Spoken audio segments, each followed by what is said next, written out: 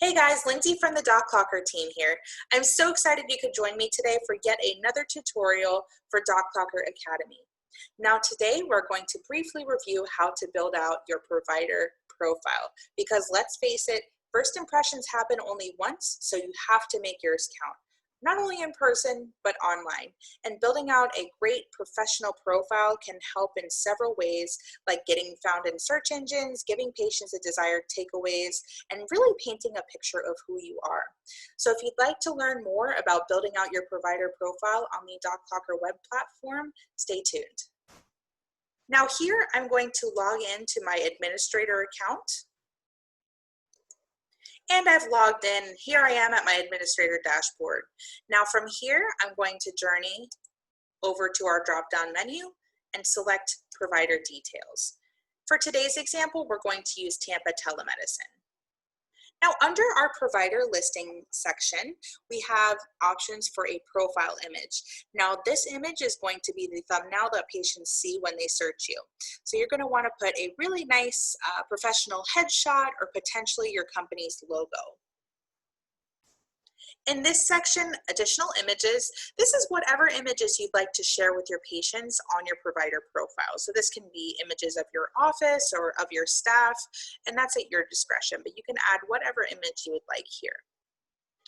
Under this section, website URL, you're able to paste your practice's website, the URL to the website. So they're able to click that link and follow that to your website if need be.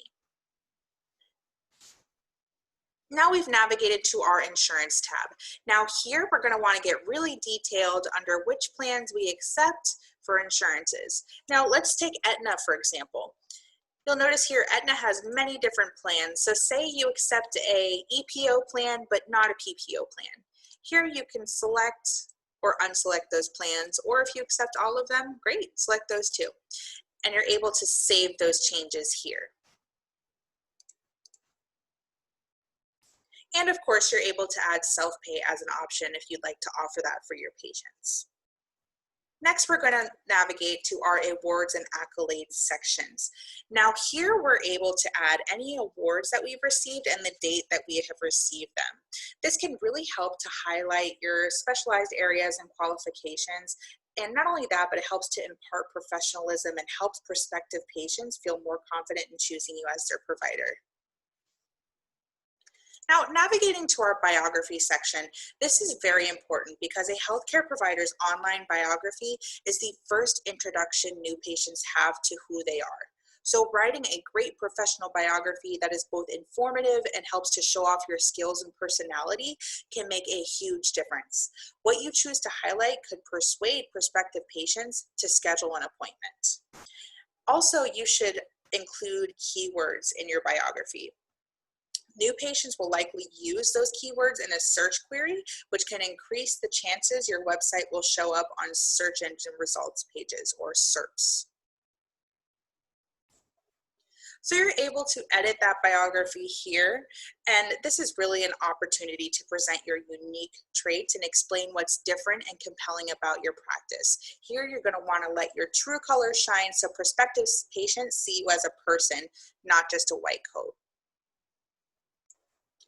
Now I have navigated to our widget section, and this is important because you're able to take this widget, you can apply your own branding. So if you have certain colors that you use, you can add that here. You can choose to show your reviews or not show your reviews. And you're able to take this widget and paste it into your website's HTML. So your patients will be able to see by your website what your current wait time is. So let me give you an example.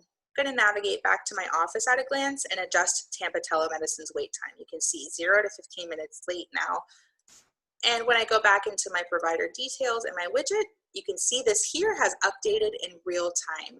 So before it was on time, now Tampa Telemedicine has an expected wait of 0 to 15 minutes.